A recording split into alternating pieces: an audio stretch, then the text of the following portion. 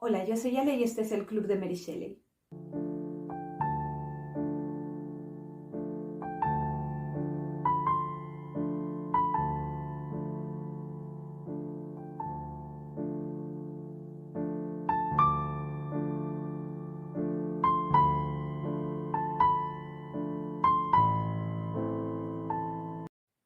Hoy inauguramos oficialmente la Cineteca, un vídeo en el que trimestralmente os contaré los estrenos de terror que he visto. En este caso toca enero, febrero y marzo y ya os puedo adelantar que tengo mucho que decir.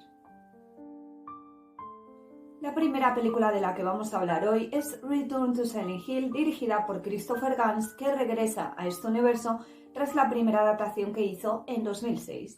Y yo debo de decir que esta primera adaptación a mí de pequeña me dejó completamente fascinada. Evidentemente yo tenía 11 años, era una de las primeras películas de terror que veía y evidentemente me enamoré. Yo en ese momento no había jugado los videojuegos, sí que vi a mis hermanas mayores jugar, pero mi padre se enteró, cogió el videojuego, lo escondió y nunca más se supo. No fue hasta que tuve 17 años que sacaron el Silent Hill Collection para PlayStation 3 que pude adentrarme de nuevo en este mundo que tanto me fascinaba, que es Silent Hill.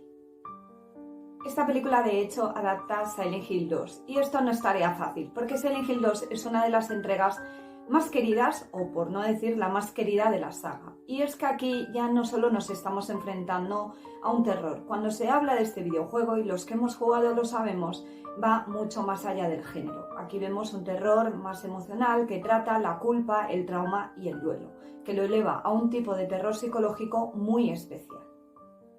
En concreto, en esta historia conocemos a James Sunderland, un hombre que ha recibido una carta de su esposa fallecida, Mary, pidiéndole que vaya a su lugar especial, es decir, a Silent Hill. Cuando éste llega a este lugar, descubre que ya no es como él recordaba. Y os voy a ser muy sincera, esta película no he entendido nada de lo que el videojuego plantea. Y es que el videojuego tiene un montón de capas emocionales que vas desgranando conforme vas jugando. Y esto tiene su complejidad, lo entiendo, pero es que esta película no se queda ni siquiera en la superficie.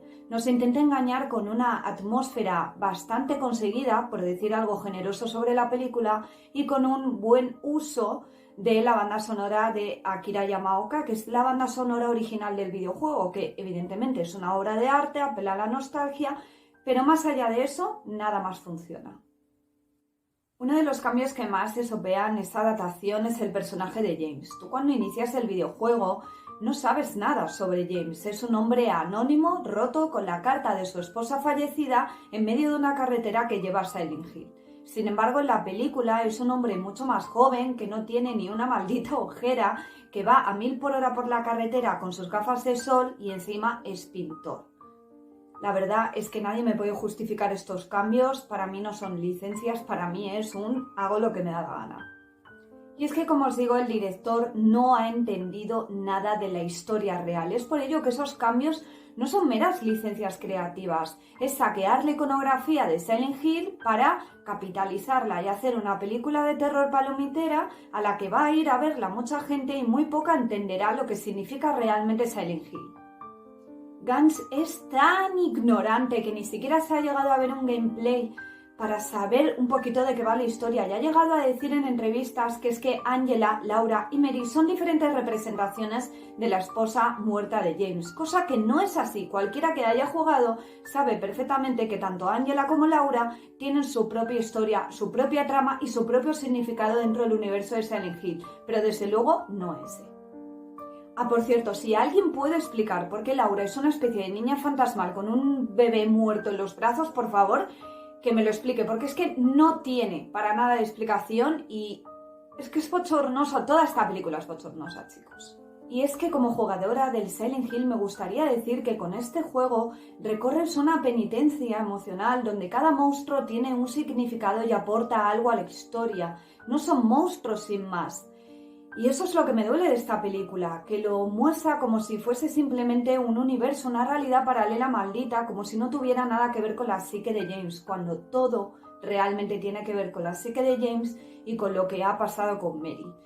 Y solo os animo a jugar este videojuego o ver un buen gameplay para enteraros de esta historia porque es una completa obra de arte. La siguiente película es Scream 7, que sigue la saga de películas slasher que inició Wes Craven en 1996. Por cierto, tenéis un vídeo en el canal analizando todos sus openings que os dejaré por algún lado de la pantalla. Ahora sí, voy a empezar diciendo algo que creo que sabemos todos, que desde Scream 4 y desde que falleció Wes Craven, la saga no ha vuelto a ser la misma. De hecho, ya no lo era, estiraron muchísimo el chicle. Y es que ya lo que le faltaba a esta saga es que se reescriba. Y yo no me voy a empezar a meter en cosas políticas acerca del por qué todo Scream 7 y todo lo que se tenía planeado para Scream 7 acabó siendo desechado. Pero, desde luego que me parece un bochorno lo que le han hecho a la actriz Melissa Barrera. Y creo que eso explica de cierta forma por qué esta película acaba resultando tan caótica y acaba resultando al final un fiasco. En esta ocasión la historia vuelve a centrarse en Sidney Prescott, que lleva una vida familiar tranquila hasta que una nueva oleada de asesinatos de Ghostface la vuelve a arrasar al horror que lleva prácticamente viviendo toda su vida. Y ya os adelanto que la sensación general que me ha producido esta película es que no era el plan original que había para ella, y eso al final pues nos deja con una sensación chapucera e incompleta. Las muertes, eso sí, tengo que decir que están bastante bien, están elaboradas, son ingeniosas, son brutales, pero sí que debo de decir que se pierde un poco la conexión con el personaje. Y es que yo entiendo que esto sea un slasher, ¿vale? O sea, me he visto muchos slashers y sé mucho sobre slashers, pero desde luego que debe de haber un mínimo nexo emocional con el personaje. Todos en Scream 1 gritamos cuando Tatum murió. Sin embargo, aquí te da igual quien muera, porque al final son como personajes que han sido creados como meros acompañantes de la protagonista, cuyo único fin es morir y no generar nada más en el espectador. Y eso hace que esté bastante vacío. Ahora pasemos a lo importante, que es el regreso de Sidney Prescott, una de las Final Girls más queridas del género slasher, ya que la vemos en una etapa vital, que siendo madre de su hija adolescente Tatum, que tiene la misma edad que ella tenía cuando se iniciaron los asesinatos de Woodsboro en Scream 1.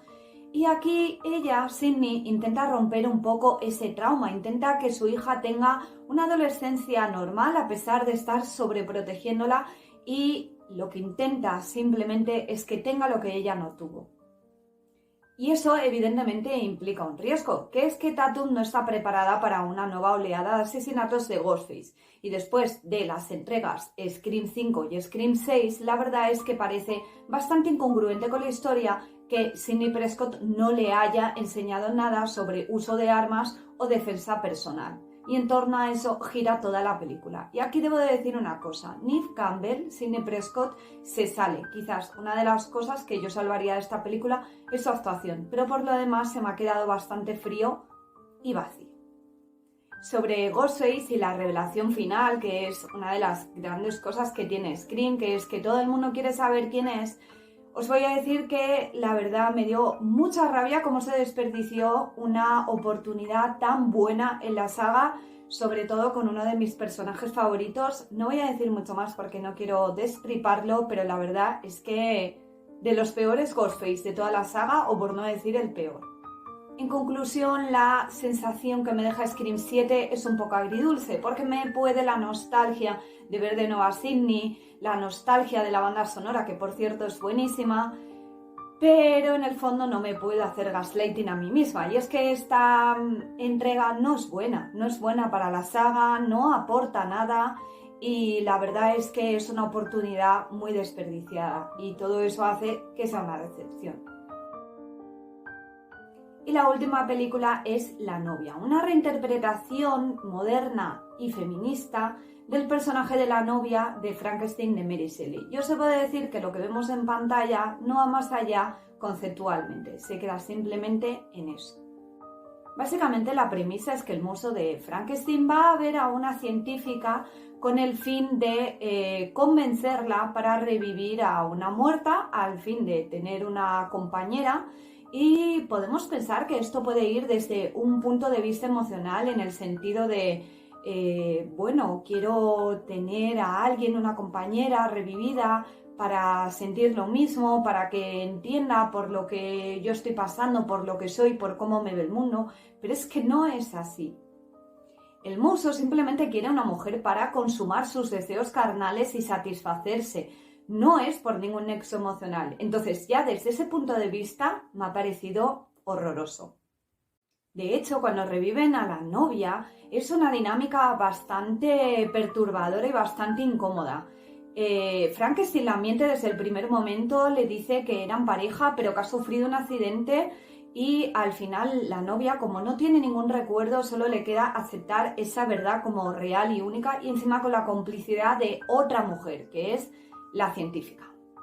Y a mí esto me duele personalmente. Mirad, Mary Shelley creó una criatura físicamente monstruosa, pero de un gran corazón lleno de humanidad. Sin embargo, aquí lo vuelven a despojar de todo esto simplemente para que encaje en una trama en la que acaba siendo un abusador, un manipulador y una criatura completamente violenta y fuera de sí. A mí esto me parece que ya no solo supone una falta al espíritu original del personaje, sino una falta de respeto directamente a Mary Shelley. Por otro lado, este concepto de que Mary Shelley posee a la novia no se acaba de entender narrativamente y al final, desde mi punto de vista, queda como una idea un poco pretenciosa. Al igual que la forma de hablar que tiene la novia, que es un poco como con síndrome de Tourette, que al final me acabó dando vergüenza ajena porque, una vez más, es una idea muy pretenciosa que no lleva a ninguna parte. Luego la película da un giro bastante inesperado y la novia y Frankenstein acaban siendo una versión tipo Bonnie and Clyde. Y en esa huida debo de decir que es que ya la película se torna narrativamente un despropósito. Hay veces que la gente les ve y grita ¡monstruo! ¡Qué horror!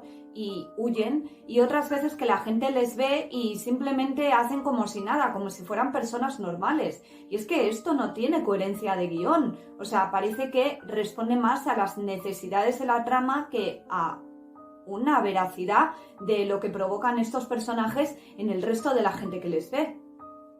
Y el problema de todo esto es que la novia nunca terminará de tener una identidad propia como prometía la película. Siempre acaba girando y orbitando alrededor de Frankenstein. Y aunque éste le cuente la verdad de su creación, la verdad del por qué ella fue creada y cómo fue creada, ella se quedará a su lado y le defenderá que es el amor de su vida. Ese es el mensaje feminista que nos quería dar Maggie Gyllenhaal, porque me parece vergonzoso. Y eso es lo que más me decepcionó y me chocó, que siendo una reinterpretación moderna, al final acaba siendo más machista y más misógina que la idea original. Así que sinceramente mi sensación final es que esta película utiliza el feminismo como propaganda más que como herramienta real para construir una verdadera historia de la novia de Frankenstein más allá de ser simplemente su pareja. Bueno, pues el balance final de esta primera cineteca es que ha sido muy floja. La verdad es que yo tenía muchísimas ganas, sobre todo de ver Scream 7, también de ver La novia y bueno, la propuesta de Return to Silent Hill no me esperaba que fuese tan mala, así que la verdad me siento un poco confusa y bastante decepcionada. Antes de cerrar este vídeo quisiera decir lo contenta que estoy por el reconocimiento y el respeto que por fin empieza a obtener el género de terror en los Oscars y otros grandes premios. Curioso que el género que tantos han ridiculizado acabe siendo el que mejor haya entendido el mundo en el que vivimos. Y con este mensaje quiero cerrar este primer vídeo, esta primera cineteca, y muchas gracias por acompañarme.